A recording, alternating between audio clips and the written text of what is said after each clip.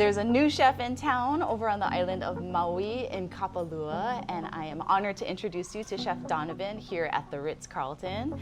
And so welcome. Thank you. Thank you. Thank you for coming into Banyan Tree. Thank you for having me. And so tell me a little bit about your history, where you're from, how you came to be right here in Hawaii. So I'm from St. Louis, Missouri, born and raised. Grew up in just being an athlete my entire life, but I've also been an artist my entire life. I played classical music for 11 years. I used to be a ceramist also, and I love making plates, bowls, glasses, and vases, doing anything with my hands. I went to college for marketing with a minor in psychology, but paying my way through school. Of course, you work in a restaurant. One day, a couple people called out in the kitchen, and I was like, oh, I can get back there and help. I fell in love with it immediately, and I started diving into food, and food took over my life. I started buying every book I could, working everywhere I could just to learn and master skills.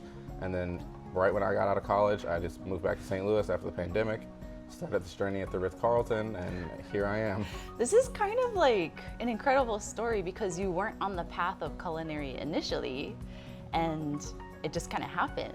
Oh yeah, I wanted to be, if anyone has ever seen the show Billions, kind of like Wendy Rhodes, like a business psychologist. But I've always been obsessed with science. So science explains everything because I believe if you don't know why you're doing something, what are you doing it for? And so I analyze everything, and food is a perfect way to do that. I think about the science of just searing something, emulsifying, things like that, keeping it simple, but that way you can explain everything, and that just helps my brain work through all the ideas and everything. So instead of just saying I want to put something on a plate, I think, okay, how can I get it to the plate more importantly?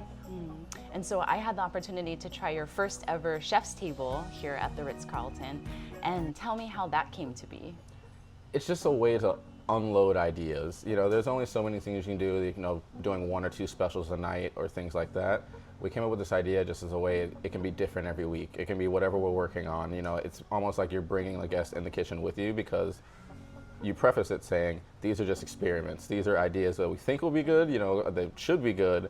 Hopefully you like them just as much as, the effort the team and I have gone through to pour our hearts and souls into them. And I just think it's a way to keep the creativity going, not doing the same thing every day. It's just a way to use dishes for future ideas. And it's also, like I said, bringing you in the kitchen with us as part of the experience. And I think it just helps all around, and it's cool for the guests who you can come every week and it'll be different. Yeah, and you were telling me also that once you started to get into culinary that you kind of put your hand in or dipped into almost every different type of cuisine, like pizza making and bread making and sauce making, and people ask you, can you make this? And you're like, yeah. I mean, I'm a knowledge person, and also I believe that food, no one's reinventing the wheel. You'll see so many things across different cultures and cuisines that all can relate back to each other, and if you know that, you can even kind of change or mix and come up with something new. But you have to appreciate the culture. We're not, like I said, we're not reinventing the wheel. Someone has done all of this before.